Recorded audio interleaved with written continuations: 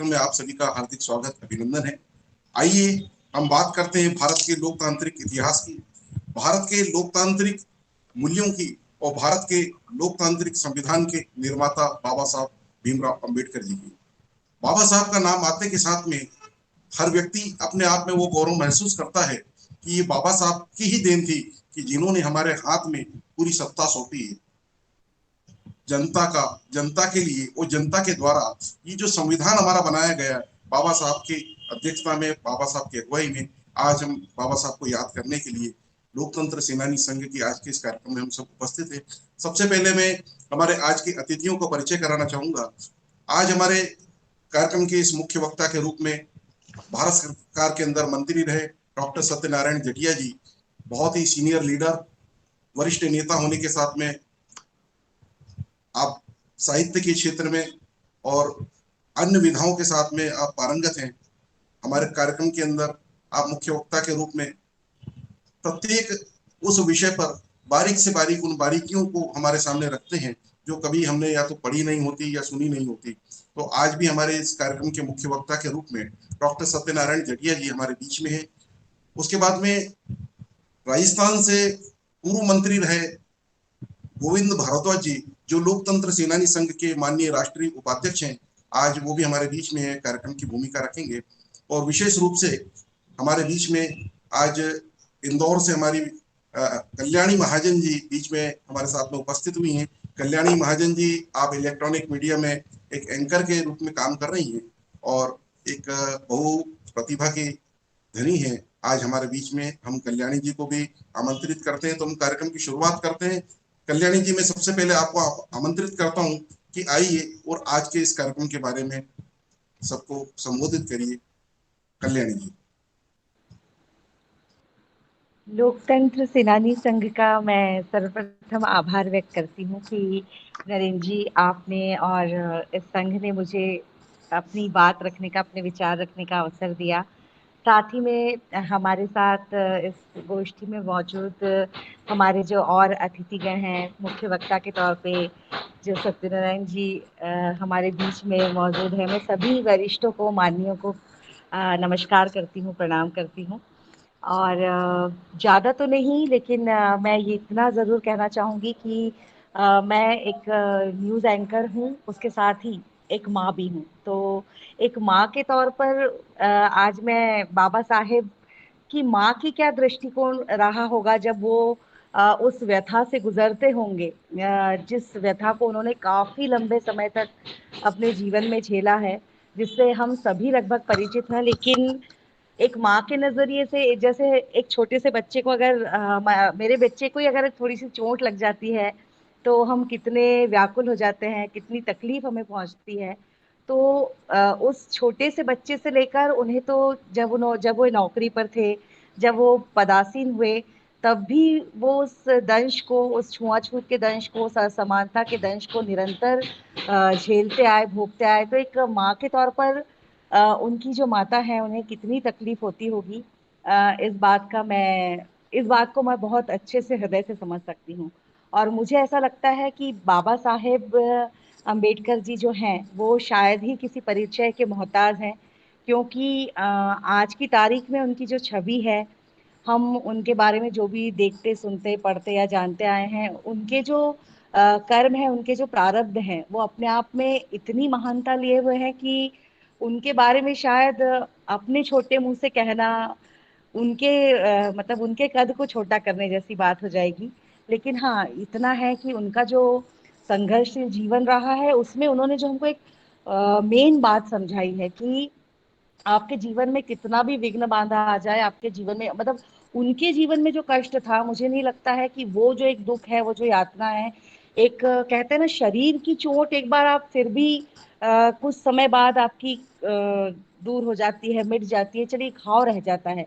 लेकिन जो एक मानसिक यातना होती है, आपको अगर बार बार बार बार उसी यातना से गुजरना पड़ता है और उस यातना के साथ आगे बढ़ना पड़ता है, तो ये मुझे नहीं लगता है कि ये गुण सब में हो सकता है। अगर सब में होता तो मतलब सब में ये हो नहीं सकता, पर मुझे लगता है कि हमें ये गुण थोड़ा बहुत हमें अडॉप्ट करना चाहिए, ये गुण हमें आत्मसात करना चाहिए। हमारे जो इतिहास के महापुरुष हैं, हमारे जो युग पुरुष बाबा साहेब अम्बेडकर जी जैसे हमारे भारत की पवित्र भूमि पे जन्मे हैं।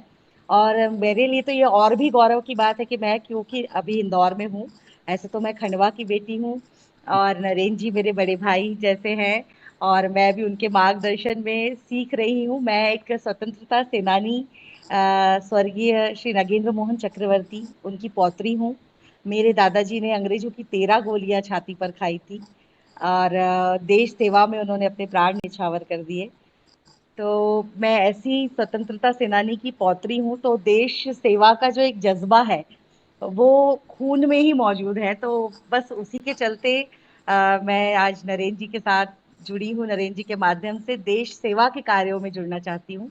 पत्रकारिता तो अपनी जगह है, आज पत्रकारिता का विषय नहीं है इसलिए मैं उस बारे में बात तो नहीं करूंगी, लेकिन हाँ, पत्रकारिता भी एक तरह से देश सेवा का माध्यम है। लेकिन थोड़ा सा दुखी मन से मैं ये कहना चाहूंगी कि आज पत्रकारिता से हम देश सेवा उस लेवल पर नहीं कर पा रहे हैं जो हम जिस तरह से करना चाहते हैं। तो खैर ये तो दूसरी बात हो गई, लेकिन बाबा साहेब को लेकर जो हम आज हमारा जो चर्चा का विषय है बाबा साहेब को लेकर है, तो मैं ये कहना चाहूंगी कि बाबा साहेब एक ऐसा नाम है जो इस समाज में, इस संसार में स्थापित हुआ है। तमाम सारी वो छुआछूत संबंधी असमानताओं को लेकर, इन सभी विघ्नों से लड़कर उनकी जो इच्छा शक्ति थी, उनका जो तार्किक ज्ञान था, उसने बड़े बड़े लोग बुद्धिजीवियों का तर्क हिला दिया। उनकी बातों को इस लेवल पर लोगों को मान्यता देनी पड़ी कि आज उन्हीं की बातें हमारे देश का, हमारे संविधान का कानून है। आज उन्हीं की लिखी हुई बातें हमारा संविधान है। और हम बाबा साहेब के लिए कई लोग जो है, मतलब आज की जो युवा पीढ़ी है जो बाबा साहेब को अच्छे से नहीं जानती या जिन्हें बाबा साहेब को लेकर भ्रमित किया जाता है। नरेंद्र जी, यहाँ पर मैं बाबा साहेब के इतिहास से ज्यादा बाबा साहेब को रिलेट करके जो हमारे वर्तमान परिदृश्य है उस बारे में बात करना चाहती हूँ। क्योंकि बाबा साहेब क्या थे ये तो हम शायद किताबों में पढ़ते सुनते आए हैं, और हमारे बीच जो मुख्य वक्ता के तौर पे बैठे हैं वो मुझसे बहुत ज्यादा अनुभवी हैं और बहुत ज्ञान रखते हैं, तो वो बता पाएंगे। लेकिन मुझे ऐसा लगता है कि बाबा साहेब की जो महत्ता है उसको जो आज की हमारी युवा पीढ़ी है उसको किस परिप्रेक्ष्य में समझना चाहिए, या उनको लेकर जो आज की युवा पीढ़ी पीढ़ी में मत आज भी उनको लेकर कुछ युवा पीढ़ी में मतभेद है, और उस मतभेद का रीजन आज भी वही है जो बाबा साहेब के समय था। तो इस बात का बड़ा दुख होता है कि बाबा साहेब ने उस असमानता के लिए ही जीवन भर संघर्ष किया, उसका दंश झेला, और आज उस असमानता को संवैधानिक तौर पर पूरी तरह से दूर करके गए हैं। संविधान को अगर हम आज आत्मसात करते हैं, संविधान के अकॉर्डिंग अगर हम आज चलते हैं, तो संविधान में अब कहीं भी छुआछूत या फिर जो एक होता है ना हैरासमेंट, मेंटल हैरासमेंट, आपको ये बोल दिया जाए कि आप फलाना जात के हैं, आप फलाना समाज के हैं, आप हमारे साथ नहीं बैठ सकते, आप हमारी शादी में नहीं आ सकते। तो इस तरह की जो चीजें हैं इनको आज की तारीख में दूर करने के लिए बाबा साहेब को समझना और जानना होगा कि बाबा साहेब ने संविधान में ऑलरेडी इन सारी चीजों को खत्म कर दिया है। तो हमें उस संविधान को उस तरह से आत्मसात करना है, न कि आपस में इस तरह से संघर्ष करके या बातों को इस तरह से बातों पर विवाद करके। बस मैं इतना ही कहकर अपनी बात खत्म करना चाहूंगी। बहुत बहुत धन्यवाद। बहुत बहुत धन्यवाद कल्याणी जी, आज आपने हमारे इस कार्यक्रम में आकर के और जो अपने उद्गार व्यक्त किए हैं। हमारा प्रयास होता है कि हमारे कार्यक्रम में हम किसी न किसी एक सेनानी परिवार को या जिन्होंने देश के लिए अपनी कुर्बानी दी है उनको हम लेकर के आए और उनको भी जानने सुनने का हमको अवसर मिले। तो इसी क्रम में आज हमारे साथ में आप उपस्थित थी। जैसा कि आपने बताया बाबा साहब के बारे में जितना मैं जानता हूँ कि बाबा साहब ने अपने दिल के ऊपर पत्थर रख करके जब संविधान बनाया, उन्होंने सबको सर्वहारा, सबके लिए, सबके हित में उन्होंने जब संविधान बनाया तो उन्होंने ये नहीं देखा कि मेरे साथ क्या अधिकार। यदि उनके माइंड में कहीं छोटी सी भी जगह, कहीं कोने में भी यदि वो बात होती और लिखते हुए वो शायरी की एक बूंद भी यदि कहीं संविधान पर गिर जाती तो मैं सोचता हूँ कि आज बहुत उथल पुथल हो चुका होता। लेकिन वो बाबा साहब थे जिन्होंने सब कुछ सहन करके भी सबके लिए, वो सबके हित में जो आज संविधान दिया है, उसी विषय में हम, उसी क्रम में हम आगे बढ़ते हुए आज के हमारे दूसरे वक्ता के रूप में गोविंद भारद्वाज जी आज राजस्थान से हमारे बीच में है, जो लोकतंत्र सेनानी संघ के माननीय राष्ट्रीय उपाध्यक्ष हैं। मैं माननीय भारद्वाज जी से आग्रह करूंगा कि आप भी अपना उद्बोधन करें। माननीय भारद्वाज जी। नमस्कार नरेंद्र जी, उपस्थित सत्यनारायण जटिया जी, बहन कल्याणी जी, आपने बहुत ही छोटे शब्दों में बाबा साहब की जीवनी पर प्रकाश डाला।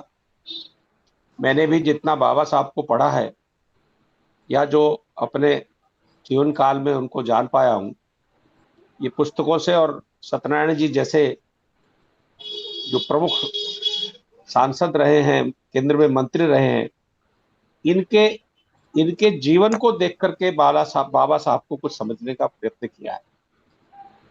वैसे तो मेरा परिचय कराते समय राजस्थान बताया।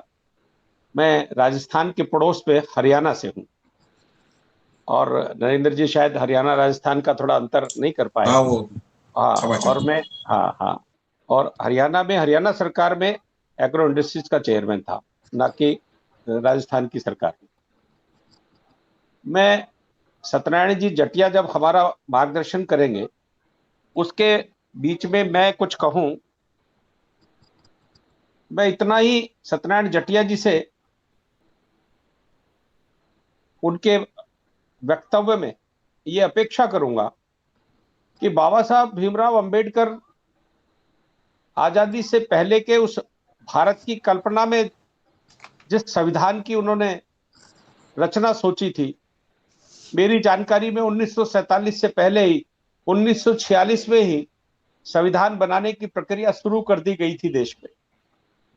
बाला साहब भीमराव अंबेडकर जी उस ड्राफ्ट कमेटी के चेयरमैन थे और भी बहुत से योग्य लोगों के द्वारा उसमें सहयोग रहा है। लेकिन भीमराव अंबेडकर जी ने विभिन्न देशों की यात्रा कर कर वहां के लोकतंत्र में जो जो चीजें अच्छी थी उसको भी भारत के लोकतंत्र में स्थापित करने का पूरा पूरा प्रयास किया और वो आज परिलक्षित भी होती हैं।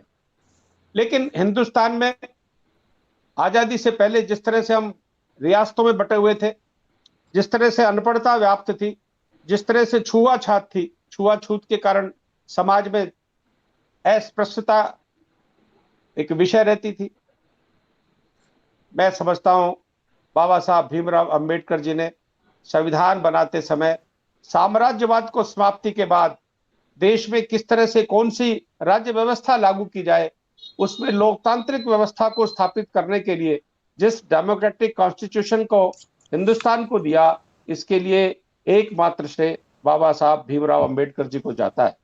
उन्होंने अपने उद्घोष वाक्य में हिंदुस्तान की जो उस वक्त की परिस्थितियां थी उसमें आग्रह किया था मेरे दलित भाइयों से और देश की अनपढ़ जनता से कि पढ़ो, पढ़ना सीखो, आप पढ़ोगे तभी आगे बढ़ोगे और पढ़ने के साथ साथ प्रोटेस्ट करना भी सीखो, और जब तक प्रोटेस्ट नहीं करोगे आपकी कोई सुनेगा नहीं। और तीसरा वाक्य था संगठित रहो, क्योंकि ये जो तीन उद्घोष थे उनके संगठित रहने का, पढ़ने का और प्रोटेस्ट का, मैं समझता हूं उस वक्त देश में अनपढ़ता बहुत अधिक थी। हम न केवल जात बिरादरी में, हम छोटी छोटी रियासतों में भी बटे हुए थे। ये तो सरदार पटेल जी को धन्यवाद है कि उन्होंने 556 रियासतों को इकट्ठा कर कर देश को एक हिंदुस्तान के रूप में हमारे सामने एक राज्य स्थापित किया। ये ऐसे राष्ट्रवादी नेताओं की सोच के कारण ही आज हम लोकतांत्रिक देश में बैठे हैं। एक दलदला आया था जिसको सत्यनारायण जी जटिया जी ने और हम सब ने और आपने भी कहा कि आप भी उनकी लोकतंत्र सेनानी की पोती हैं, उन्होंने भी देखा देश में इमरजेंसी आई थी और किस तरह से फिर लोकतंत्र पर प्रहार हुआ था। ये बाला साहब भीमराव अंबेडकर जी ने जिस तरह से संविधान में बहुत सारी सुरक्षाएं हम लोगों को दी, चाहे वो छुआछूत से संबंधित थी, चाहे हम हमारे डेमोक्रेटिक राइट्स से संबंधित थी या हमारे फंडामेंटल राइट्स से संबंधित थी, उन सबको सुरक्षित करने का काम अगर किसी व्यक्ति ने किया तो वो एक नाम मेरे मुख पर आता है, वो बाबा साहब भीमराव अंबेडकर जी का है। हम तो हरियाणा के लोग हैं, हरियाणा में ताऊ को भी बाबा कहते हैं, मराठी में शायद मैंने तो पढ़ा है कि मराठी में बाबा साहब शायद फादर को कहते हैं। जी। और भीमराव अंबेडकर जी ने अपने कर्तव्य से, अपने आचरण से वास्तव में एक फादर का रोल किया। आज हिंदुस्तान की जनता उनकी आभारी है। मैं बहुत अधिक उन पर न कहूं, मैं तो सुनूंगा सत्यनारायण जटिया जी को, जिन्होंने मेरी जानकारी में शायद 9 बार सांसद रहे, बहुत लंबी आयु में जिन्होंने संसद में प्रतिनिधित्व किया। मेरे पुराने साथी है, युवा मोर्चा के साथी है, और ऐसे विद्वान साथी का उद्बोधन सुनने को मिलेगा जो न केवल अपनी भाषा पर पकड़ रखते हैं बल्कि साहित्य में भी जिनकी इतनी पकड़ है। अपने राजनीतिक भाषण भी इन्होंने कविताओं में कह करके अपनी बात जनता तक पहुंचाई है।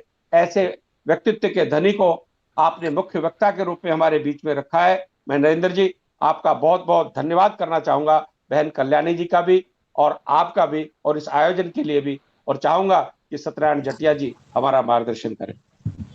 बहुत बहुत धन्यवाद आदरणीय गोविंद भारद्वाज जी। आप हमारे लोकतंत्र सेनानी संघ के राष्ट्रीय उपाध्यक्ष हैं और आप हरियाणा प्रांत से आते हैं। से त्रुटि हो गई थी लिखने में, राजस्थान आ गया था। जैसा कि आपने बताया, माननीय जटिया जी का एक लंबा संघर्ष जीवन का रहा है, और जहां पर आप संघ के प्रचारक हुआ करते थे माननीय जटिया जी, आगर मालवा, चूंकि वो मेरी ननिहाल है इसलिए वो जाना होता है। वो जिस जगह पर माननीय जटिया जी ने अपने जीवन का समय काटा है, ऐसा आप कभी जाकर के देखिए उस स्थान, मतलब एक छोटे से कमरे के अंदर माननीय जटिया जी ने अपने जीवन की शुरुआत करके पूरा जीवन राष्ट्र को समर्पित करके, और कई कई दिन ऐसी स्थिति होती थी, मुझे आगर के लोगों ने बताया था कि कई कई दिन ऐसे होते थे कि माननीय जटिया जी को भोजन भी नहीं मिलता था, क्योंकि संघ के प्रचारक है, कहीं आज यहाँ भोजन है, कल वहाँ भोजन है। और कई बार ऐसा होता था कि उनको भोजन की व्यवस्था भी नहीं होती थी, और माननीय जटिया जी ने भूखे रहते हुए भी अपने उस दृढ़ संकल्प को अपने दिल से लगा के रखा, मातृभूमि के उस प्रेम को अपने दिल से लगा के रखा, और राष्ट्र सर्वोपरि है इस भाव को दिल से लगा करके रखा। आज ऐसे माननीय जटिया जी जो अटल जी की सरकार में मंत्री रहे, आज हमारे बीच में मुख्य वक्ता के रूप में उपस्थित हैं। तो मैं बड़ी विनम्र प्रार्थना के साथ आपको आमंत्रित करता हूं, डॉक्टर सत्यनारायण जटिया जी आइए और हम सबका मार्गदर्शन करिए। आदरणीय जटिया।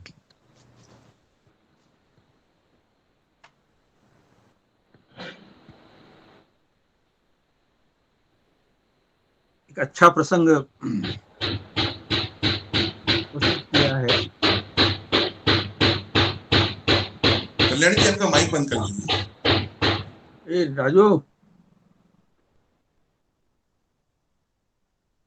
शुरू करिए। एक मिनट देखता हूँ। नहीं, शुरू कर लीजिए। हो गया आ गया ना।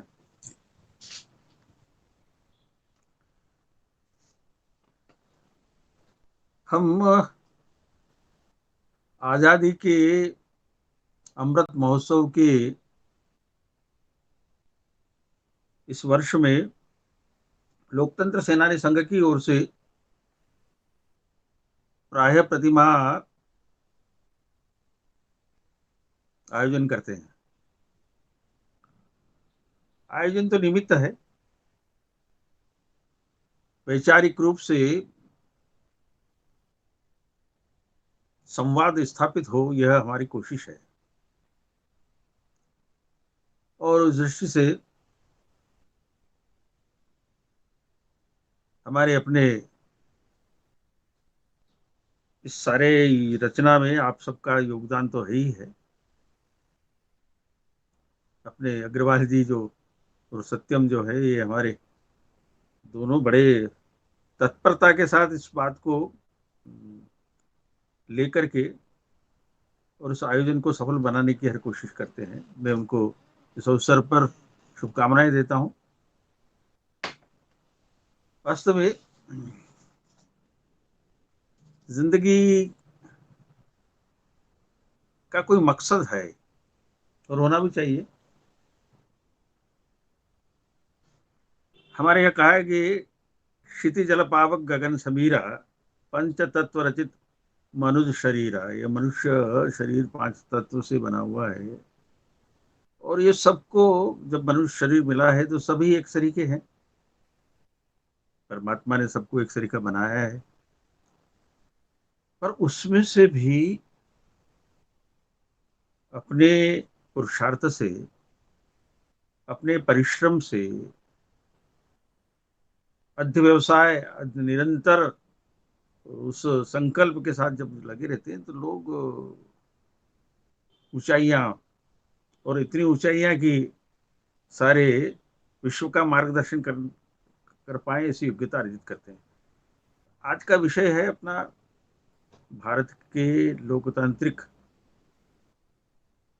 संविधान के निर्माता बाबा साहब अम्बेडकर। भारत के लोकतांत्रिक संविधान के निर्माता। अब ये भारत क्या है? भारत ये जन्मभूमि भारत, हे कर्मभूमि भारत, हे वंदनीय भारत, अभिनंदनीय भारत। ये भारत सनातन चिरंतन संस्कार परंपरा का एक, और उस परंपरा में लोकतंत्र है।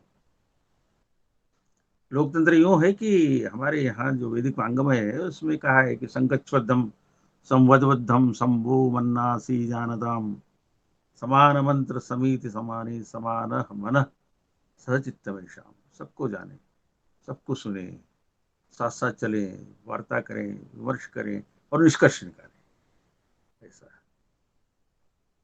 सृष्टि के आरंभ में भी इसी प्रकार की रचना हुई। ओम भद्रम इच्छन्तु ऋषयः सवित्तपो उपनिषेद उग्रे।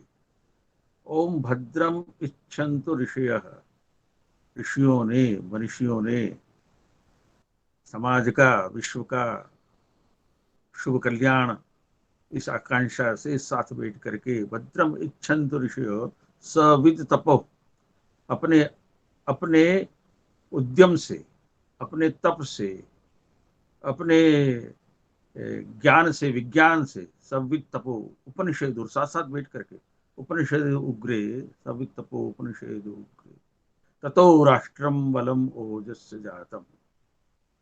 इस साथ साथ बैठने के कारण से, इस लगातार संवाद बनाए रखने के कारण से, और हमारे यहाँ तो कहते हैं कोई विवाद है, प्रतिवाद है, संवाद है, फिर वो संवाद वाद है, फिर प्रतिवाद है, संवाद है। तो ऐसा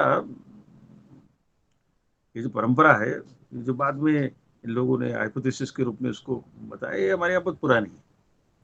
और इसलिए सवितपोपनिषेद उग्रे ततो राष्ट्रम बलम ओजस, उसमें से राष्ट्र का बल और ओज राष्ट्रिकों में जागृत हुआ। तदस्मे देवा उपसन्नमन्तु। उसी परंपरा को हमने आगे बढ़ाना है। अब ये भारत देश का क्या इतिहास है ये हम जानते हैं। यहाँ युगों की कल्पना है, सतयुग है, त्रेता है, द्वापर है, और ये कलिकाल ऐसा। तो ये हर युग में कुछ ऐसे महापुरुष हुए जिनने मार्गदर्शन दिया समाज को। हमारे राजा हरिश्चंद्र के बारे में कहा जाता है कि जो सपने में देखा उसको सार्थक कर दिया। अब स्वप्न में देख करके सार्थक कर दिया, राज दे दिया, अपने आप को दक्षिणा के रूप में और नीलाम कर लिया, और पत्नी से भी, और अपने बच्चे के लिए वहां पर, और शमशान में उसका उसका उसकी चुंगी, उसका जो वसूल करने का जो काम दिया था हरिश्चंद्र को, मांग लिया। हरिश्चंद्र, राजा हरिश्चंद्र हो गए। राजा थे परंतु सत्यवादी हरिश्चंद्र हो गए। राम के लिए हम कह सकते हैं। मैं इसलिए बता रहा हूँ कि ये जो हमारा भारत और लोकतंत्र है ना, ये कोई अलग बात नहीं है, नई बात नहीं है। भारत की लोकतंत्र तो बीच का जो काल आ गया है 712 में मोहम्मद बिन कासिम, और उसके बाद मुगलों का आक्रमण और बाकी की बातें, और अंग्रेज और ये सब, इतनी विकृतियां, समाज को विघटन करने के अनेक प्रकार के नानाविध उपाय, और उसमें से हमारे समाज के अंदर जो अनेक अनेक प्रकार के हो सकते हैं विद्वेष और प्रतिस्पर्धाएं, और इसने इस देश का जो हमारा ये जो बिगाड़ा है स्वरूप, उसके उसके कारण से देश के बाद, इस बड़े संघर्ष के बाद से देश को आजादी मिली है। तो मैंने कहा ना कि जैसा त्रेता में राम हुए, तो राम हुए तो राम का अपना एक आदर्श है। इक्ष्वाकु वंश प्रभो रामो नाम जनेश्रुतः नेतात्मा महावीरो धृतमान धृतिमान वशी। इक्ष्वाकु वंश में इक्ष्वाकु मनु के वंश के रूप में चले आ रहे हैं। इक्ष्वाकु वंश में वो है ना, इक्ष्वाकु वंश प्रभु रामो नाम जनेश्रुतः नियतात्मा महावीरो धृतमान धृतिमान वशी। तो इस प्रकार से ऐसा राम का वर्णन हुआ है। इक्ष्वाकु वंश में चले आए, रोज आज की प्रथम रघुकुल है वो, ऐसा बड़ी परंपरा है।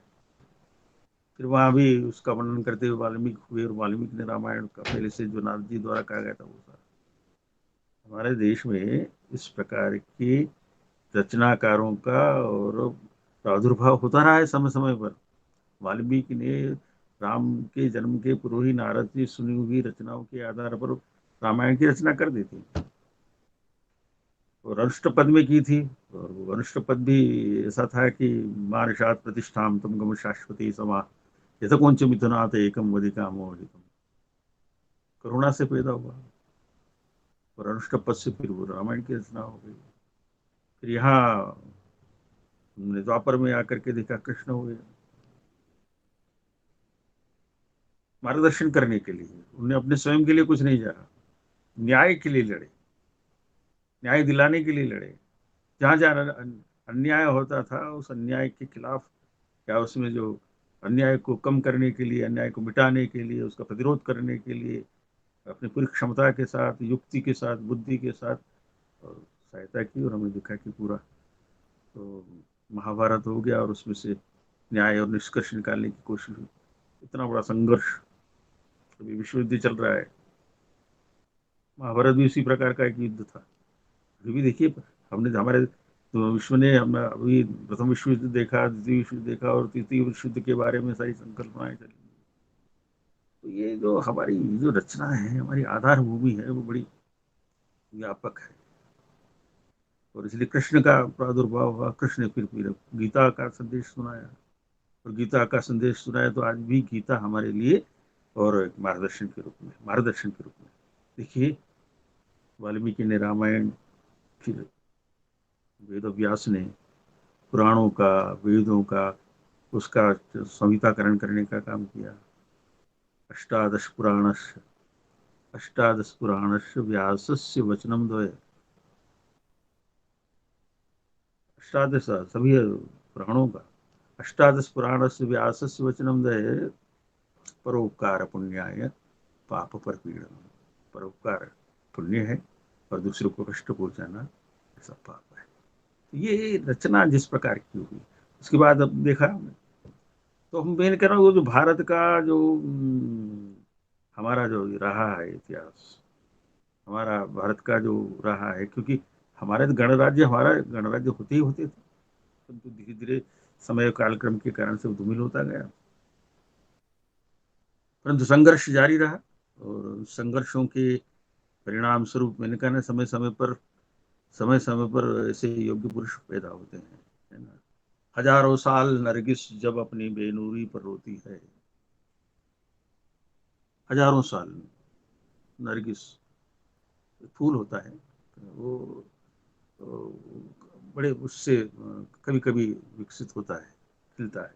हजारों साल नरगिस जब अपनी बेनूरी पर रोती है, तब कहीं होता है चमन में दीदा और पैदा।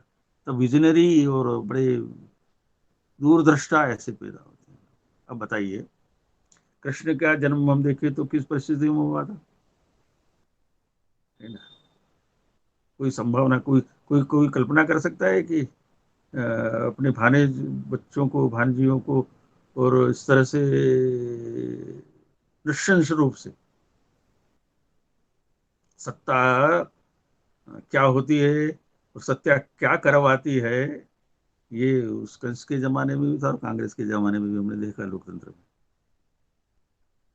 उसका चरित्र जो है ना, वो तो ये न कहीं न प्रकार है, किसी भी तरह से हम ही हैं, यह जो अहंकार हो जाता है ना, उसके कारण से ये सारे अत्याचार होते हैं। तो ठीक है, उसका सामना भी किया और देश फिर उभर के निकल करके भी आया। तो यह सारा चलता रहा। फिर अब हम देखा कि भाई, अब जैसे पिछले वक्त अपने जलियांवाला बाग के बारे में चर्चा की थी। जलियांवाला बाग की पृष्ठभूमि में हमारे यहाँ प्रथम विश्व युद्ध था, और प्रथम विश्व युद्ध में जब ये मित्र राष्ट्रों का और इस प्रकार का हो गया, तो उसमें ब्रिटेन विजित होकर के आया और उसके कारण से उसका अहंकार बढ़ गया। और उस अहंकार के नाते से दमन का जो चक्र चला, उस दमन चक्र का परिणाम था जलियांवाला बाग। कुचल के रख देंगे, कोई शर्त उठाए, क्योंकि उस वक्त जिस प्रकार से रोलेट एक्ट आया था, रोलेट एक्ट भी ये मीसा कानून के बराबर ही था। न अपील, न दलील, न वकील, कोई कारण नहीं, कोई सुनने वाला नहीं, कोई सुनाने वाला नहीं। तो रोलेट एक्ट की तरह से ही ये मीसा के मेंटेनेंस ऑफ इंटरनल सिक्योरिटी, यही इस प्रकार का ये जो कानून लाया गया था, वो उसी कांग्रेस ने उन्हीं से, अंग्रेजों से सीखा था और हम पर लागू किया था। हम भुक्तभोगी हैं। उस वक्त हम नहीं रहे होंगे शायद रोलेट एक्ट के समय पर इस मीसा के एक्ट के समय तो हम थे। हमने देखा कि रोलेट एक्ट के कारण से जिस प्रकार से वो लागू करना चाहते थे और जिस प्रकार से कांग्रेस मीसा को लागू करना चाहती थी, उस पद्धति में तो कोई अंतर ही नहीं था। तो ये सारी यातनाओं को सहते हुए भी देश आगे बढ़ा। मैंने कहना था, कृष्ण का जन्म कहाँ हुआ? जेल में हो गया। बाबा साहब का जन्म कहाँ हुआ? ये बाबा साहब का जन्म अपने मऊ में हुआ। मऊ यानी MHOW, M for military, H for headquarter, O for of और W for war, military headquarter of war. ऐसा करके अब तो बाबा साहब अम्बेडकर नगर हो गया उसका नाम। हमारे समय में हमने उसको बाबा साहब अम्बेडकर नगर कहा है। प्रसिद्ध होते होते होगा, क्योंकि लोगों के दिमाग में तो हूबहू है अभी, और हमारे दिमाग में हूबहू जो कुछ है वो है। तो कुल मिला करके बाबा साहब का जन्म हुआ। राम जी सकपाल वहाँ के मिलिट्री में और सूबेदार थे। हुआ एक ही रेजिमेंट खत्म करने का निर्णय जब सरकार ने लिया, तो उसके कारण से उनकी नौकरी चली गई। वो लौट करके अपने घर में आए। घर में आए तो भीमराव का जन्म हुआ। उनके एक बड़े भाई थे आनंद राव। जब जन्म हुआ तो ये दोनों जो भाई थे, तो अब किसी प्रकार से किस प्रकार की यात्राएं कष्ट सहे। वो तो अस्पृश्यता का घनघोर वातावरण था।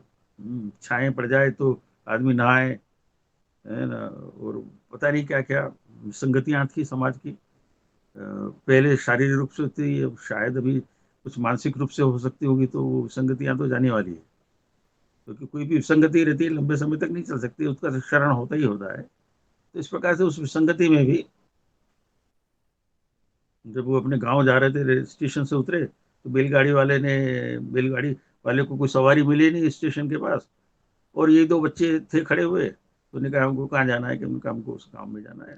कहाँ? तो उन्होंने अपने पिताजी का नाम बताया, राम जी सकपाल। सकपाल ने महार, और उस प्रकार से अछूत, और इस गाड़ी में बैठ के कैसे जाए? तो उन्होंने कहा भाई मैं तो नहीं ले जाता हूँ। और उनका रात पड़ जाएगी, हम कैसे जाएंगे? हम दोनों बच्चे हैं, चलना है, जाना है, कैसे करना है? उन्होंने कहा कि आपका किराया जो होगा वो हम दे देते हैं, जितना लगेगा उससे दुगना ले लेना, पर हमको जाना है, हम कैसे करेंगे? आनंदराव बड़े थे, समझा करके उसको ले जाने की कोशिश की। उन्होंने कहा ऐसा करना, गाड़ी में नहीं चलाऊंगा, मैं आगे गाड़ी के आगे आगे चलने वाला हूँ। जब उतर जाओगे तो गाड़ी को तुमको धोना होगा और उसके बाद पैसे डबल देना होंगे, तब जाकर के बात बनेगी। पढ़ने गए स्कूल में तो यही कि प्यास लगे तो पानी, इधर उधर देखे किसकी मेहरबानी, हर कोई करता आनाकानी, चपड़ासी भी तैयार नहीं, प्यासे रह जाते थे। कभी बहुत ज्यादा प्यास लगती थी तो उस मटके को हाथ लगा देते तो फिर मटका वो फूट जाता था, मटका खराब हो गया। ऐसा ये प्रसंग तो हमने भी अपने जीवन में अनुभव किए। हमारी माता जी जब हम जाते थे तो वो सारा जब विद्यालय का सारा मामला था तो माता जी कहते ये मटके हमको दे दो जी, उनको दूसरा नया मटका दे देंगे। तो ये एक तरह का उस समय का कार्यकाल ही ऐसा था, समय ऐसा था। तो इस प्रकार से विसंगतियों में रहते हुए बाबा साहब ने अपने जीवन की यात्रा शुरू की और कठिनाई में वो रहे। फिर मुंबई आ गए। मुंबई में वहाँ मुंबई चूंकि औद्योगिक नगरी है, उस औद्योगिक नगरी में उनने अपने काम को शुरू करने का उपाय किया। मैट्रिक को उनने पास किया तो बड़े अच्छे नंबरों से पास किया, तो फिर उनका सम्मान हुआ। वहाँ पर केलस्कर करके एक सज्जन थे और वो बड़े ही समाज सेवी भी थे और अम्बेडकर के प्रति उनके प्रति सद्भाव था। तो उस समारोह में रहे और उन्होंने कहा कि नहीं, उनको आगे पढ़ने के लिए हम उपाय करेंगे। और बड़ौदा के महाराजा को, गायकवाड़ को, उनने पत्र लिख करके कहा कि इन बच्चों को और स्कॉलरशिप देना चाहिए छात्र, और उसके आधार पर इनका आगे का अध्ययन होना चाहिए। कॉलेज का अध्ययन उन्होंने किया, बीए उन्होंने कर लिया और उसके बाद आगे के अध्ययन के लिए कोलंबिया यूनिवर्सिटी में अमेरिका में जाने के लिए उनको कहा गया। वहाँ गए। वहाँ जाने के बाद वहाँ के खर्चे कितने होते हैं, ये जो यहाँ जो स्कॉलरशिप मिली थी वो तो बहुत कम होती थी, तो वो खाने को कुछ होता नहीं था, लाइब्रेरी में बैठ कर खाया नहीं जा सकता था, तो ये भूखे रह जाते थे। बहुत बार जब भूखे रह जाते थे तो लाइब्रेरियन ने देखा कि अरे ये लगातार निरंतर सुबह जब से लाइब्रेरी खुलती है, ताला खुलता है, तब से अंदर प्रवेश करते हैं और जब तक उनको कहा ना जाए कि बाहर निकलो तब तक ये निकलते नहीं है। इतना पढ़ते हुए भी एक इनको खाते मैंने कभी देखा नहीं है। तो कहा क्यों भाई, क्या बात है? आप कहा बस पढ़ना है, खाना वाना तो ठीक है, आपकी तकदीर में लिखा है, आप खाइए, हम तो पढ़ने के लिए आए हैं भाई, सात समुंदर पार करके तो पढ़ने के लिए आए हैं, हमें तो पढ़ना है। तो नहीं नहीं, आप हमारे साथ खाएंगे। और इस प्रकार से लाइब्रेरी ने उसको मदद करने का काम। बचपन में भी जब ये पढ़ते थे तो उनका बाबा साहब अम्बेडकर का नाम तो सकपाल थे। बाबा साहब जो थे भीमराव रामजी सकपाल, ऐसा उनका नाम था। अम्बेडकर करके उनका गांव हुआ करता था और अम्बेडकर के नाम के उनके शिक्षक हुआ करते थे। तो अम्बेडकर शिक्षक जो थे, तो ये जो पढ़ते थे तो पढ़ने में पूरा ध्यान लगा के पढ़ते थे, चाहे उनको बैठने के लिए कहाँ बिठाया जाता, पर उनका दिमाग तो वहीं रहता था जहाँ पढ़ाया जाता था। एकाग्र होकर के ही वो उसको करते थे। एकाग्रता, मुझे एकाग्र का नाम सुनते ही गीता के उस उपदेश में ध्यान चला जाता है मेरा। जब अर्जुन से पूछा जाता है, कृष्ण जब पूछते हैं कि कश्चित एतन श्रुतम पार्थ त्वया एक अग्रेण चेतसा, कश्चित एतन श्रुतम, पूरी गीता मैंने तुमको बताई है, सब प्रकार की बातें बता दी है, इस सबको तुमने एकाग्र होकर के सुना है क्या? कश्चित एतन, अपनी एकाग्र चेतना के साथ सुनी क्या? कश्चित अज्ञान सम्मोह प्रनष्ट त्वया धनंजय, अर्जुन को भी और कृष्ण को भी अर्जुन से पूछना पड़ा।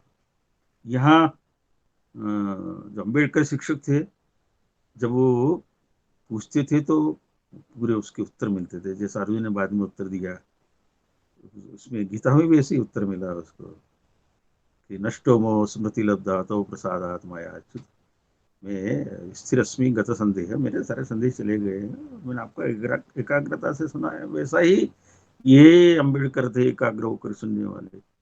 वैसे ही अर्जुन थे, एकाग्र होकर के तीर का अनुसंधान करने वाले। एकाग्रता बड़ी चीज है जी, एकाग्रता से ही सारी बात का ट्रांसमिशन होता है। यदि आज हम बातचीत कर रहे हैं और उसमें कोई एकाग्र होकर के सुनेगा, तो जिस भाव से कहा जा रहा है वो भाव वहां प्राय पहुंच जाएगा। तो ऐसी एकाग्रता थी। फिर उन्होंने कहा कि हम बड़े गांव के हो ना, तो मेरा सरनेम अम्बेडकर ऐसा है, तो तुम ऐसे अम्बेडकर हो गए। तो फिर वो तब वो भीमराव अम्बेडकर, तब उनका नामकरण, जब शिक्षक प्राथमिक कक्षाओं में पढ़ते रहे होंगे तब उनका नाम अम्बेडकर हुआ। फिर अम्बेडकर चले गए कोलंबिया में पढ़े हो। तो पढ़ते पढ़ते उनने सारी डिग्रियों को प्राप्त कर लिया और डिग्रियां भी ऐसी थी कि पीएचडी कर लिया। पीएचडी करने के बाद लंदन लौट आए, लंदन में पढ़ना शुरू किया, कानून की पढ़ाई शुरू करी। कानून की पढ़ाई के साथ साथ बाकी विषय भी पढ़े। जर्मन में भी उनने अपना और अर्थशास्त्र बाकी के शिक्षण का काम किया, तो इस प्रकार से। पर वो समय खत्म हो गया और उसके कारण से वापस लौटना पड़ा। अब वापस लौट करके आए तो चूंकि स्कॉलरशिप और वो सारा समय अवधि खत्म हो गई थी, तो महाराजा के यहाँ हमने एक अपने आप में एक वो लिख लिया था अनुबंध कि वहाँ से लौट करके आऊँगा तो मैं आपके यहाँ सेवा का काम करूँगा। अब सेवा काम के करने के लिए जब ये पहुंचे तो बड़ौदा के स्टेशन महाराज गायकवाड़ के यहाँ, और चूंकि ये तो मिलिट्री सेक्रेटरी करके इनको अपॉइंटमेंट मिला था, तो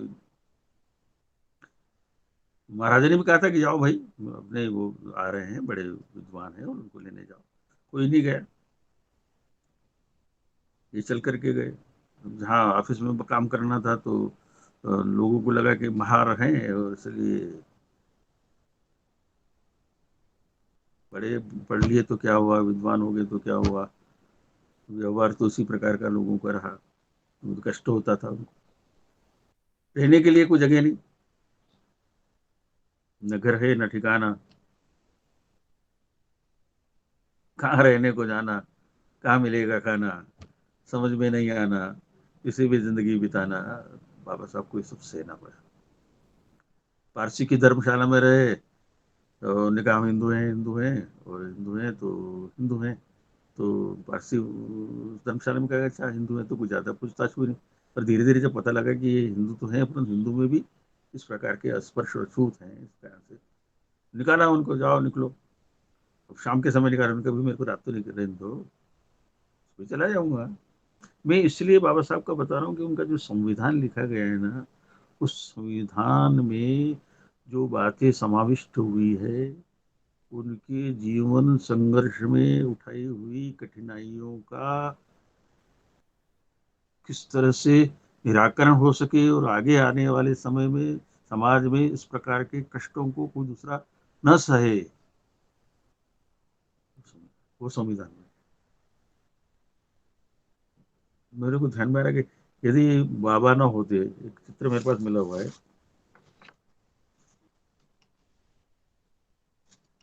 इसमें दिखाई दे रहा नहीं दिखाई दे रहा मुझे नहीं पता। यदि बाबा ना होते, यदि बाबा साहब ने संविधान की रचना नहीं की होती और उस वक्त बहुत ढूंढ तलाश की गई कि संविधान कौन बनाए, तो कहा गया कि अंग्रेजों से सहायता लेना चाहिए और किसी से सहायता लेना चाहिए। क्या अंग्रेज लोग हमारे देश का संविधान बनाते, भारत स्वतंत्र राष्ट्र का संविधान बना पाते क्या? नहीं। यदि बाबा न होते तो क्या होता, ऐसा भी एक प्रश्न सामने आया ना। तो बाबा न होते तो फिर संविधान का क्या होता? और संविधान जब अंग्रेज बनाते तो अंग्रेज कैसा संविधान? अंग्रेजों ने तो देश को विभाजित करके 20वीं सदी के आरंभ में 1905 के आसपास बंग भंग हो गया, छोड़ दिया। उनकी रचना इस प्रकार के विभाजन चलता रहा, संघर्ष चलता रहा। ब्रह्मा हमसे चला गया, उधर से कुछ चला गया, सब भारत के साथ जो जुड़ा हुआ था सारा धीरे धीरे धीरे धीरे धीरे करके उसका विघटन करते गए, देश का विघटन करते गए, भारत का विघटन करने का काम उन्होंने शुरू किया। और अंततः आते आते जब भारत का विभाजन हो रहा था, तो भारत के विभाजन में भी ये जो बंगाल है हमारा, और उसमें जो रचना उनकी थी तो पूरा पश्चिम, पूरा बंगाल ही जाने वाला था, पूरा पंजाब ही जाने वाला था। पूरा पंजाब का मतलब हिमाचल प्रदेश भी था, हरियाणा भी था, दिल्ली तक का था। वो तो रोका, किसने रोका? डॉक्टर श्यामा प्रसाद मुखर्जी ने रोका।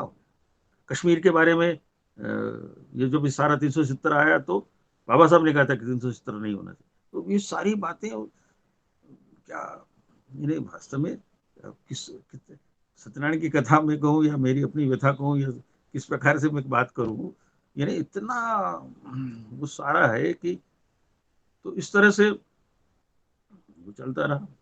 और उसके कारण से फिर हमने देखा कि बाबा साहब के जीवन में जो विसंगतियाँ थी, उन विसंगतियों में से भी वो पढ़ करके निकले। और वहाँ यदि उनके जीवन के बारे में हम पूरा ही एक संगोपांग एक वर्णन ध्यान में लाना चाहें तो ऐसा है कि एक अद्भुत है उनका चरित्र। 91 में जैसा भी हम बातचीत कर रहे थे कि 14 अप्रैल को उनका जन्म हो गया, तो मऊ में हो गया। मैट्रिक परीक्षा उन्हें 7 में पास की 1907 में, बीए उन्होंने 1911 में पास किया, एमए उनको मिल गया था 1915 में। और उसके बाद सेंट हर्स्ट कॉलेज में अर्थशास्त्र के प्रोफेसर इकोनॉमिक्स यानी इकोनॉमिक्स में बीएससी करने वाले, डॉक्टरेट करने वाले पहले हिंदुस्तानी थे अर्थशास्त्र में, इस प्रकार का। और हमने देखा कि आगे जाकर के 1923 में फिर वो गए। अब वो क्या हुआ, गया कि वहाँ गायकवाड़ जी के यहाँ तो रहना मुश्किल हो गया, इधर पारसियों ने निकाल दिया। सारी रात एक झाड़ के नीचे, एक वृक्ष के नीचे बैठ करके पूरी रात निकाली।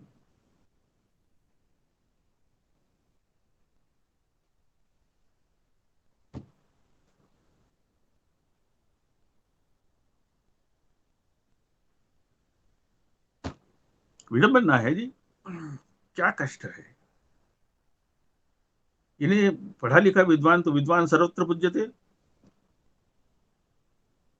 स्वदेशे पूज्यते राजा विद्वान सर्वत्र पूज्यते। विद्वान थे भाई, उनके उनके समकक्ष तो कोई था ही नहीं, खड़ा ही नहीं हो सकता था। उस व्यक्ति को असहाय के रूप में भूखे प्यासे रह करके रात निकालना पड़ी। वहां से वो चले गए, जाकर के फिर वापस मुंबई आए। मुंबई में उन्होंने बैरिस्ट्री शुरू करी। बैरिस्ट्री शुरू करने के साथ साथ वो रहते वहीं चाल में थे, परेल में। और जहाँ परेल का भी हम गए तो उनके पिताजी जब काम करते थे तो आधे समय उतनी जगह नहीं थी, आधे समय पिताजी सोते थे तब ये जगते थे, जब ये सोते थे तो पिताजी जगते थे। कष्ट विपदाओं का तो अंबार था। उस अंबार में भी क्या कहते ना, गुदड़ी में लाल जैसा अपना अपनी कहावत होती है, हीरा निकलता है। उनके बेटे की मृत्यु हो गई तो कफन नहीं, दफन के लिए या उसकी क्रिया के लिए जाने के लिए।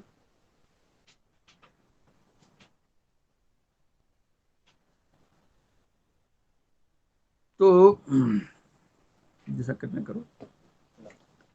तो ये हमारी जो रमाबाई हैं, पत्नी श्रीमती, उनकी साड़ी का पन्ना कितना होता है, साड़ी का पन्ना बहन जी आप तो जानती हो, हमारी बहन बैठी हुई है यहाँ, कल्याणी जी। उस पन्ने में से 1 मीटर कपड़ा निकाल करके उसको कफन विदा किया बच्चे को, क्योंकि भर्ताभाव के कारण से उपचार उपचार तो संभव थे नहीं। और ये महाशय जो थे ये तो अपने धुन में लगे हुए थे। राजनीति में काम करते हैं हम सब लोग, और संघ में काम कर रहे हैं हम लोग, तो घर छोड़ करके ये सारी बातें करते हैं, घर छोड़ करके सारी बातें करते हैं। आग पे आ रही, तो उसके कारण से सारा मामला वैसा रहा। तो विसंगतियां कैसी। तो चूंकि ये जो निर्माण हुआ है वो निर्माण थपेड़े खा करके हुआ है जी। कोई वहाँ चांदी का चम्मच नहीं था, सीप थी, सीप से ही दूध पिया था। सिपड़ी कहते ना अपने यहाँ, और इसका अनुभव तो होगा ही, बहुत लोगों को होगा। इस तरह से सारा मामला। बाबा साहब थे जी, तो उनका फिर वो पढ़ लिख करके आए, और पढ़ लिख करके आए तो रजिस्टर हो गए, प्रोफेसर भी हो गए। फिर उनको जाना था, क्योंकि उनकी पढ़ाई पूरी नहीं हुई थी, तो फिर जाना था। तो उनके मित्र थे एक बधेना स्वर्ण थे, और उनके मित्र थे।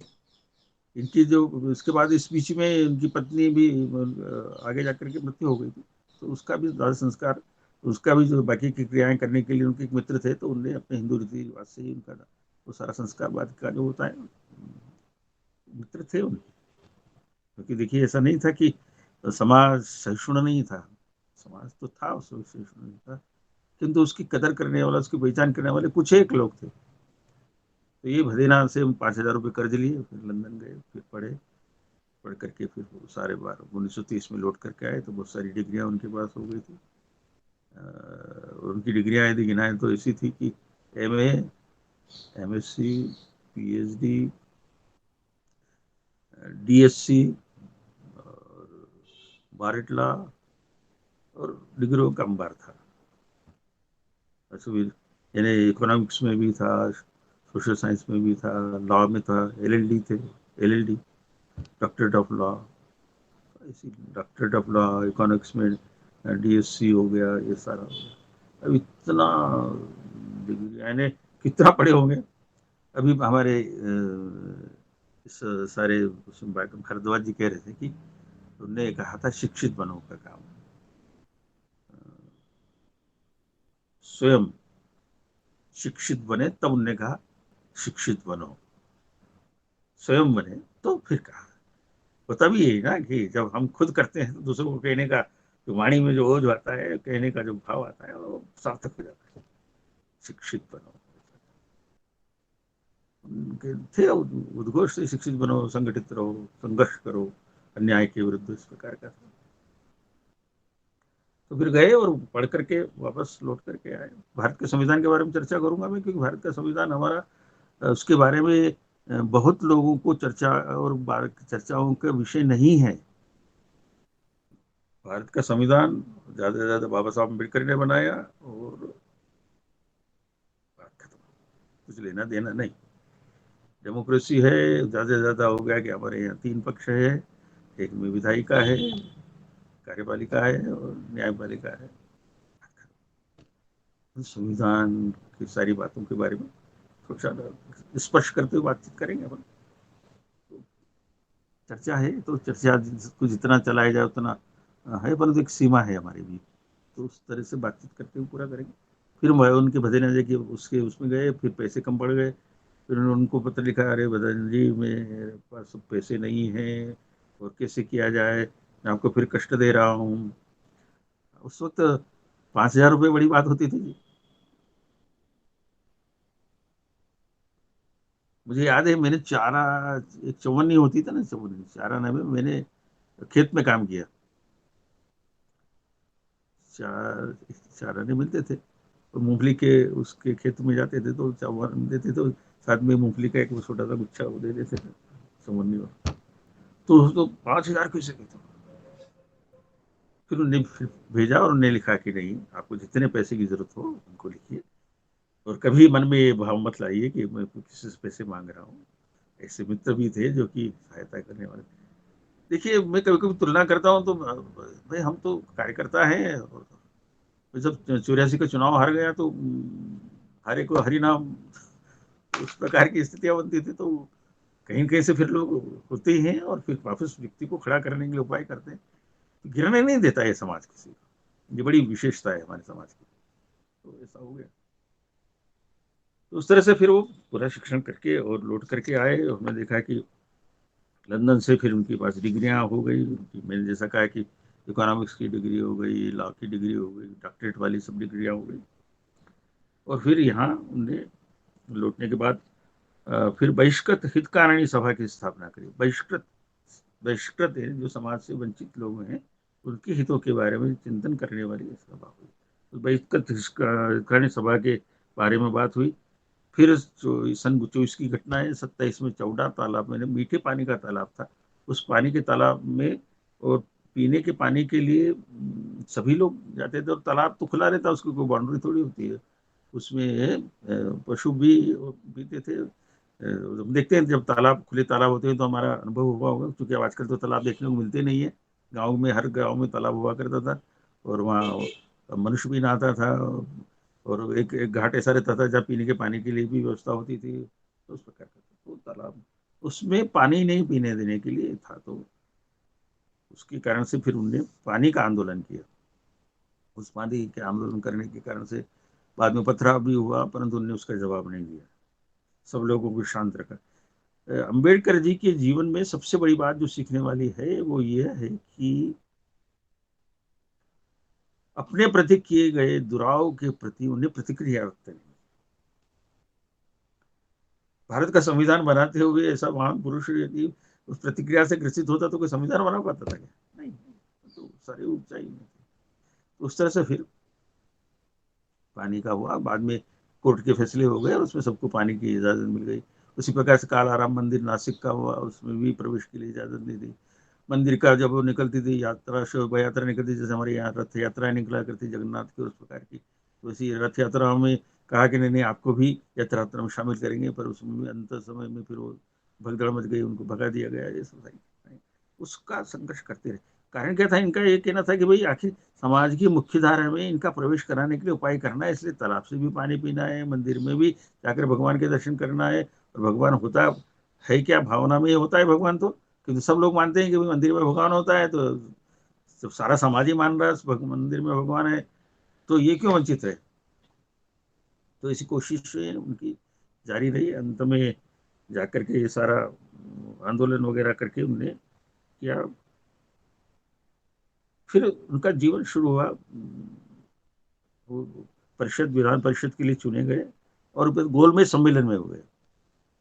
तो 1930 में गोलमेज सम्मेलन हो गया, 30 में हुआ, 31 में हुआ, 32 में हुआ, ऐसे 3 गोलमेज सम्मेलन हुए। उसमें भारत को आज़ादी किस प्रकार से मिले, उसमें गांधी जी से भी इनकी चर्चा हुई। और उनने अपना मत व्यक्त करते हुए, जब अंग्रेज कह रहे थे कि भाई आपकी सारी बातों में मत भिन्नता के कारण से आपको राष्ट्र चलाने के लिए कुछ नहीं हुआ, तो बाबा साहब ने स्पष्ट कहा, इसकी चिंता मत करिए, हम आपस में हमारी मत भिन्नता होगी तो होगी, किंतु देश हमारा है और राष्ट्र को चलाने के लिए हम सब एक हैं। इतना विद्वेष हो जाने के बाद भी वहां पर अपना पक्ष रखना है। वयम पंचकाधिकम शतम, अब 105 है। ऐसा जब देखते ना हमारे उसमें कौरव पांडव के समय का दृष्टांत है। तो इस प्रकार से वो सारा हुआ। कौरव में अंग्रेज में हुआ। और फिर एक हुआ है कि भाई चलो प्रतिनिधित्व होना चाहिए अनुसूचित जाति के लोगों का, अछूत लोगों का। उस प्रतिनिधि के नाते से भी कानून पास कर दिया गया। उसको लोग फिर गांधी जी के हमने में था कि नहीं, समाज को बंटवारे के लिए जो किया जा रहा है वो ठीक नहीं है। गांधी जी ने अनशन किया और अनशन में फिर एक समझौता हुआ। और समझौते के कारण से बाबा साहब ने बहुत सारी बातों का समावेश न होते हुए भी उसको राष्ट्र हित में, देश हित में, समाज के हित में कुछ स्वीकार किया। आगे चल करके फिर हमने देखा कि इस सारी बातों का चलते हुए देश की आज़ादी के करीब जब हम पहुंच रहे थे, तो बहुत सारी बातें, मिशन आए देश में उसको ठीक करने के लिए। अपने उन्हें अपना स्वतंत्र मजदूर दल की स्थापना भी की। वो सन 42 में वायसराय की काउंसिल के सदस्य हो गए। रक्षा का काम उनको दिया गया था। बाद में जाकर के पीडब्ल्यू मिनिस्टर हो गए थे। पीडब्ल्यू मिनिस्टर जब थे तो उसमें वेलफेयर भी था, बाकी की बातें भी थी, तो बड़ा मंत्रालय था। और उस वक्त जब कानून पास हुए तो जो आज कानून चल रहे हैं वो कानून की स्थापना करने का काम बाबा साहब ने किया। ट्राइपार्टेट जो होती है, जिसमें मजदूर का पक्ष, मजदूर की यूनियन का पक्ष, मजदूर की यूनियन का पक्ष, एम्प्लॉयर, नियोक्ता का पक्ष और सरकार का पक्ष, ऐसे तीनों मिला करके ट्राइपार्टेट ऐसी एनुअल मीटिंग आज भी होती है। और फिर इंटरनेशनल लेबर कॉन्फ्रेंस जो ILO है, उसमें भी इस प्रकार की चर्चा होती है, उसमें से निष्कर्ष होते हैं। इस प्रकार की स्थापना करने का काम किया। मजदूरों के मजदूरी के घंटे कितने होना चाहिए, उस प्रकार की बात तय करने का काम हमने किया। यानी जैसे ही मौका मिला कि हम लोगों को न्याय दिलाएंगे, इस प्रकार का जो भाव था उनका, गरीब लोगों का, पिछड़ित लोगों का, शोषित पीड़ित दलित जनों का भाग्य बनाने वाले हम, मानवता के लिए उषा की किरण जगाने वाले हम, ये भाव लेकर के उन्होंने तो घंटे हुए। प्रसूता महिला के बारे में, छुट्टी अवकाश के दिनों के बारे में था, उनका एक प्रसंग आ गया तो उन्होंने पूछ लिया कि भाई आपको अवकाश मिलता है कि नहीं मिलता है, काम कब करते हो, काम के घंटे का भी नहीं था। तो उसके कारण से उनके मन पर जो प्रभाव हुआ, उसके कारण से मजदूरों के हितों के लिए, कल्याण के लिए ईसाई का जो स्कीम चलता है, एम्प्लॉयमेंट अपना एम्प्लॉइज उसके सिक्योरिटी के लिए, और ईसाई का जो स्कीम चला भारतीय उस पर सुरक्षा की दृष्टि से, मजदूर सुरक्षा के लिए जो ऐसा ही चलाया जाता है। अनेक प्रकार की रचनाएं, अनेक प्रकार की बातों का उन्हें समावेश करते हुए फिर जब उनको कहा गया कि भारत का संविधान का निर्माण करना है, तो उस प्रकार से यह जो 29 अगस्त 1947 को वो संविधान के निर्माण करने के लिए बात हुई। अभी जो भारत का संविधान बना, वो भारत के संविधान के बनाने के लिए उनका जो चयन किया गया, उस परिषद के लिए चयन हुआ, ये भी बड़ा एक संयोगी था। बंगाल से उनका हुआ था, और बंगाल से हुआ था तो बंगाल में बंगाल से उनका सदस्य उनके, चूंकि बंगाल का क्षेत्र उसके अपने उसमें नहीं रहा, देश के उसमें, तो उसके कारण से उनकी सदस्यता समाप्त हो गई। तो फिर यहाँ बम्बई से फिर चुन करके गए। बॉम्बे से चुन करके गए, तो फिर प्रारूप समिति जब बनी, ड्राफ्टिंग कमेटी जब बनी, तो उसके फिर चेयरमैन के रूप में उनको करने का काम किया। 141 मीटिंग लेकर के उन्होंने भारत के संविधान के निर्माण की रचना की, और उस संविधान के निर्माण के लिए जिस प्रकार की व्यवस्थाएं करने का काम किया, उसमें संविधान की उद्देश्य का महत्वपूर्ण है, न्यूक्लियस है वो। न्यूक्लियस के बारे में बात करूंगा, क्योंकि यह तो मेरा एकदम बहुत ही प्रिय विषय है। उसमें सारी बातें, उस संविधान में किस प्रकार से संविधान के निर्माण के बारे में, भारत के बारे में वर्णन, उसकी सीमाओं के बारे में वर्णन, संघ उसका राष्ट्र क्षेत्र के बारे में, नागरिकता के बारे में विचार, चैप्टर 3 में उसके 3 में उसके अपने मूल अधिकार, निदेशक तत्व के बारे में, कर्तव्यों के बारे में, संघ की कार्यपालिका के बारे में, विधायिका के बारे में, न्यायपालिका के बारे में, राज्य तथा संघ राज्य क्षेत्र के बारे में, संघ और राज्यों के बीच के अंतर संबंध के बारे में, वित्तीय उपबंधों के बारे में, आपात स्थिति के बारे में, और अनेक प्रकार से सब संघ और राज्यों की विभिन्न सेवाओं के बारे में, चुनाव जो निर्वाचन होते हैं उसके बारे में, भाषा संबंधी उपबंधों के बारे में, संविधान में संशोधन कैसे किया जाए उसके बारे में, और बाकी की बातें में भी, और अस्थायी रूप से विशेष उपबंध करने के बारे में, पंचायती राज के बारे में। इस प्रकार से पूरे संविधान की रचना में इन सारे चैप्टर्स को शामिल करते हुए और बात किया गया। अब चूंकि समय अपने पास उतना ही है जितना है, और विचार का जो दायरा क्षितिज है वो तो बहुत बड़ा है। उद्देशिका, अब उद्देशिका में परिवर्तन नहीं है, उद्देशिका में परिवर्तन, कोई आवाज आ रही है, उद्देशिका में परिवर्तन नहीं होता, परंतु कांग्रेस ने उस उद्देशिका में भी जब आपातकाल लग गया तब उसमें परिवर्तन किया है। उद्देशिका क्या थी हमारी? हम भारत के लोग भारत को एक संपूर्ण प्रभुत्व संपन्न, बाद में आपातकाल में जोड़ा समाजवादी पंथ निरपेक्ष। उद्देशिका में परिवर्तन नहीं होता, क्योंकि उसके बारे में उच्चतम न्यायालय की वहां की ये राय थी कि संविधान की मूल आत्मा है, उद्देशिका शाश्वत है और अपरिवर्तनीय है। कांग्रेस ने उसको। भारद्वाज जी, आपका माइक बंद कर लीजिए। हाँ जी, माननीय भारद्वाज जी, उनका माइक चालू है इसलिए डिस्टर्ब आ रहा है। तो इस प्रकार से फिर वो उद्देशिका में भी परिवर्तन किया, क्या? पंथ निरपेक्ष समाजवाद। अब समाजवाद ने क्या समाजवाद, न कैसा समाजवाद, न किसका समाजवाद, और किस पैटर्न का समाजवाद। समाजवाद की परिभाषा करें तो 300-400 परिभाषाएं हैं, अलग अलग देशों के अलग अलग समाजवाद की परिभाषाएं हैं। तो उस समाजवाद के बारे में उसको अंदर किया पंथ निरपेक्ष। अब पंथ निरपेक्ष को लोग धर्मनिरपेक्ष भी कहना शुरू कर देते हैं। पंथ निरपेक्ष का अर्थ है कि ये किसी के साथ बंधा हुआ नहीं रहेगा। अरे भाई, जो मनुष्य को मानता है, ये सर्वधर्म समभाव का जो विचार आया ना हमारा, तो सर्वधर्म का समभाव का विचार पंथ निरपेक्षता से नहीं आया। हम सब धर्मों के प्रति समानता का भाव रखते हैं, आदर का भाव रखते हैं, श्रद्धा का भाव रखते हैं, और उसमें जो विशेषताएं हैं उसको हम स्वीकार करते हैं। जो मानव हित के कल्याण के लिए है, अहिंसा परमो धर्म का है तो हमारे लिए, सत्यम वध कहा है तो सत्यम वध धर्मम च, सत्यम सत्य सत्य बोलो, धर्म का आचरण करो। ऐसा हमारे यहाँ तो धर्म की, आध्यात्म की बड़ी विधाएं हैं, जिसको कि स्वीकार दृष्टि का हुआ है जी। तो इस तरह से पंथ निरपेक्ष भी जोड़ने का हुआ है। अब संविधान की प्रियम्बल को मैं आपको कहता हूँ, हम भारत के लोग भारत को एक संपूर्ण प्रभुत्व संपन्न समाजवादी पंथ निरपेक्ष लोकतंत्रात्मक गणराज्य बनाने के लिए, समाजवादी पंथ निरपेक्ष जुड़ गया है इसलिए मैं बोल रहा हूँ, तथा इसके समस्त नागरिकों को each individual, we the people of India having solemnly resolved to constitute India into sovereign socialist secular democratic republic and to secure to all its citizens, समस्त नागरिकों को सामाजिक, आर्थिक, राजनीतिक न्याय, justice, socio economical and political, सामाजिक, आर्थिक, राजनीतिक न्याय, विचार, अभिव्यक्ति, विश्वास, धर्म, उपासना की स्वतंत्रता,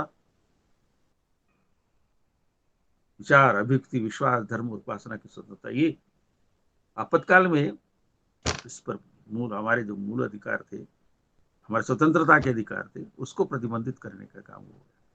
और ये हमारे स्वतंत्रता के अधिकार हैं, तो उस प्रकार से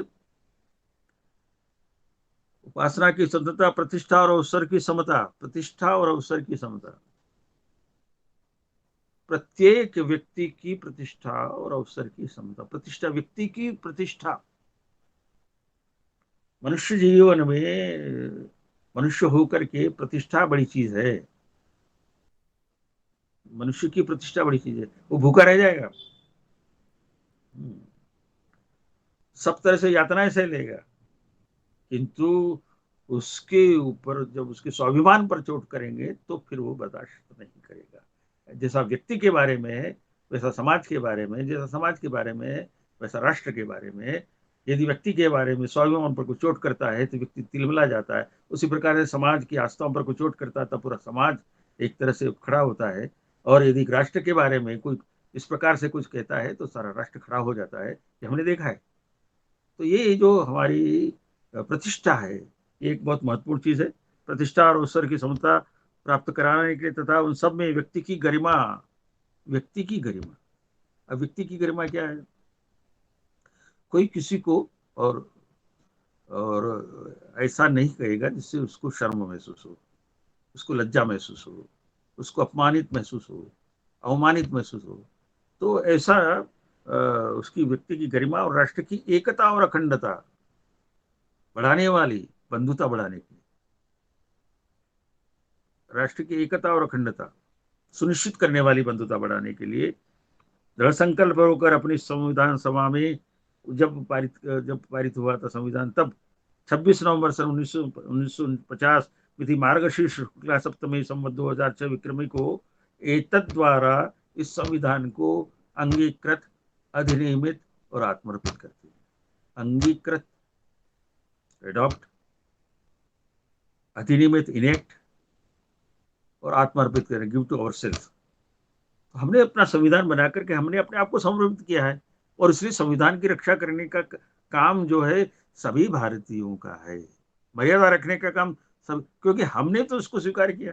अंगीकृत, अधिनियमित और आत्मर्पित करते हैं। और हम भारत के लोग, शुरुआत कहां से होता है? We the people of India, हम भारत के लोग। हम भारत के लोग इस संविधान को, चूंकि हमने इसको अंगीकृत किया है, अडॉप्ट किया है, अधिनियमित हमने ही किया है और आत्मर्पित हमने किया है, तो इसकी रक्षा करने का काम, इसको बनाए रखने का काम, इसकी व्यवस्थाओं में रहने का काम, इसके आगे जाकर कर्तव्य भी है, दायित्व भी है। तो सारी बातें, तो इस तरह से हमारा जो संविधान है इसकी उद्देशिका में उसके प्राण बसे हुए हैं।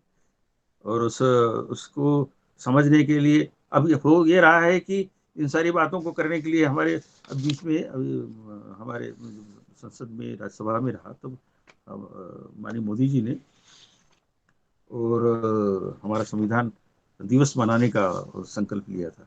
संविधान दिवस उसके पहले नहीं मने थे, 215 के उसके अवसर पर, और संविधान दिवस के अवसर पर प्रधानमंत्री जी ने कहा था क्यों ना हम पूरे देश में लगातार भारत के संविधान के संबंध में ऑनलाइन प्रतियोगिता करें, उसके बारे में प्रश्न हो, निबंध स्पर्धाएं हो, ताकि पूरे देश में एक आदत बने।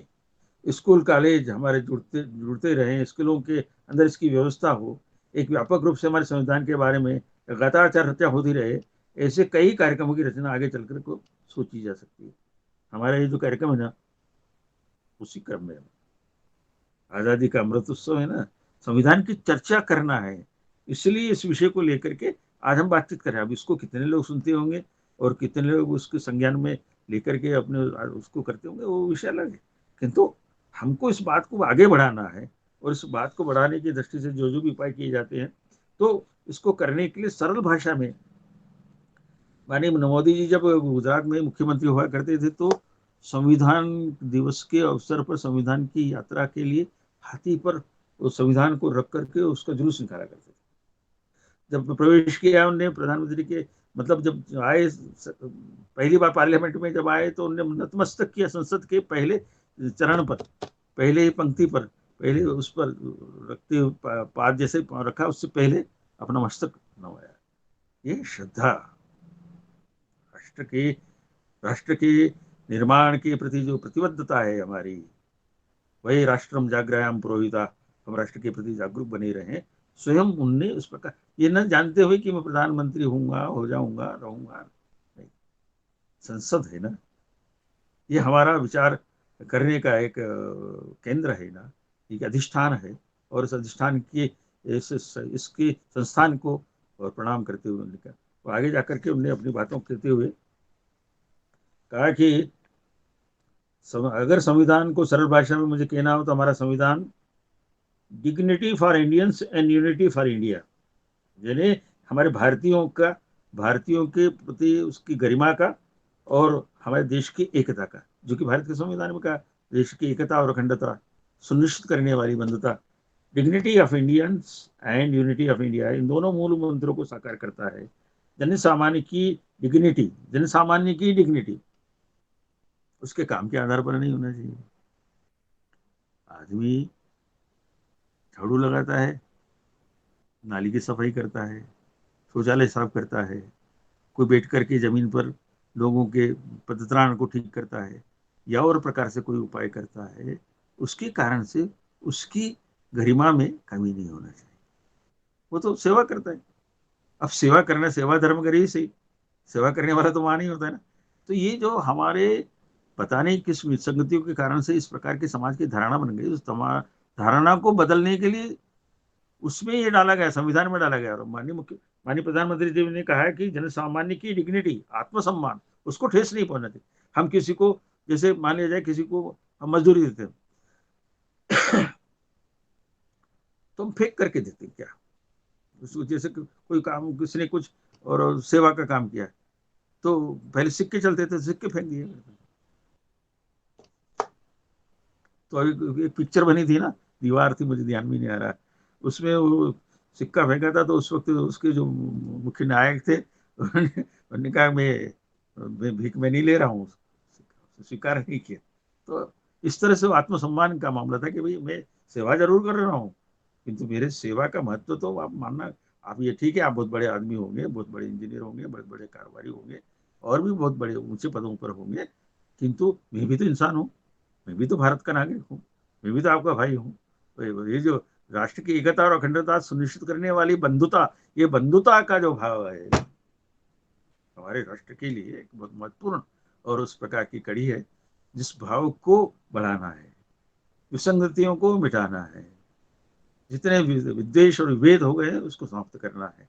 तो विद्वेष विभेद को समाप्त करते हुए आगे बढ़ने का जो संकल्प हमारा है लोकतंत्र सेनानियों के नाते से, और हमने जिस प्रकार के संघर्ष को देखा है, इन्हें आपने देखा ना कि कहा गया था कि ये संविधान, बाबा साहब ने कहा था अपने अंतिम भाषण में, संविधान सभा में बोल रहे थे, उन्होंने कहा देखो ये संविधान जो है ये तो एक इंस्ट्रूमेंट है, हमने एक उपाय करके दिया है, एक गाइडलाइन आपको दी है, एक संहिताबद्ध करके हमने सारी शासन की पद्धति व्यवस्था को आपको दे दिया है। उन्होंने कहा संविधान अच्छा बुरा नहीं होता है, इसको लागू करने वाले जो लोग हैं वो अच्छे और बुरे होते हैं, या लागू करने वाले लोग यदि अच्छे हैं तो संविधान अच्छा है, और लागू करने वाले लोग यदि अच्छे नहीं हैं तो संविधान भी खराब है। और हमने देखा है कि जब संविधान, जब ये देश पर 75 में, जब 12 जून 1975 में जिस प्रकार से वो प्रकरण हो गया था और उसमें प्रधानमंत्री को अपदस्थ कर दिया गया था, तो जिस प्रकार संविधान का दुरुपयोग करने का काम संविधान जिनके हाथों में था उन्होंने किया, तो देश में आपातकाल,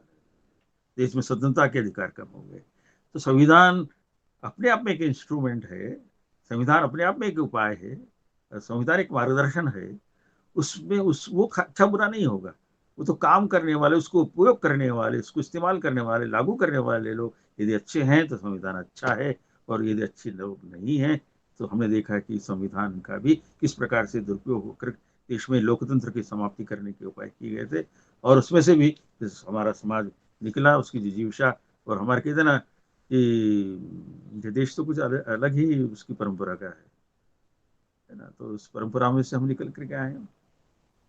और हम जानते हैं कि जब देश बनता है तो समर्पण के आधार पर बनता है, देश बनता है डेडिकेशन के आधार पर, देश बनता है देने के आधार पर, समाज को देना क्या है ना, तन समर्पित, मन समर्पित और ये जीवन समर्पित, कि मातृभूमि मैं तुझे तुझे और क्या दूं, मातृभूमि मैं तुझे और क्या दूं, एक इच्छा थी। देश की प्रच्छन्न क्षमता पर मुझे विश्वास है। संकटों में हर समय, चाहे जो काल रहा होगा, देश की प्रच्छन्न क्षमता पर मुझे विश्वास है। नाभि में इसके अमरता का वास है। शक्तियां संहार की खेले भले नाटक कही, राष्ट्र की संजीवनी शक्ति में छुपे सामर्थ्य पर विश्वास है। राष्ट्र की संजीवनी शक्ति में, राष्ट्र की संजीवनी, नागरिकों में, राष्ट्रिकों में ये जो राष्ट्र का भाव है, ये राष्ट्र के प्रेम है, राष्ट्र के प्रति समर्पण का, राष्ट्र की संजीवनी शक्ति में छुपे सामर्थ्य पर विश्वास है। तो यह कर असत का नाश, सत ने सदा पाई विजय। कर असत का नाश था ना आपातकाल, कर असत का नाश, ना सत्य का संघर्ष, सत्ता से न्याय लड़ता निरंकुशता से, अंधेरे ने दी चुनौती है, किरण अंतिम अस्त होती है।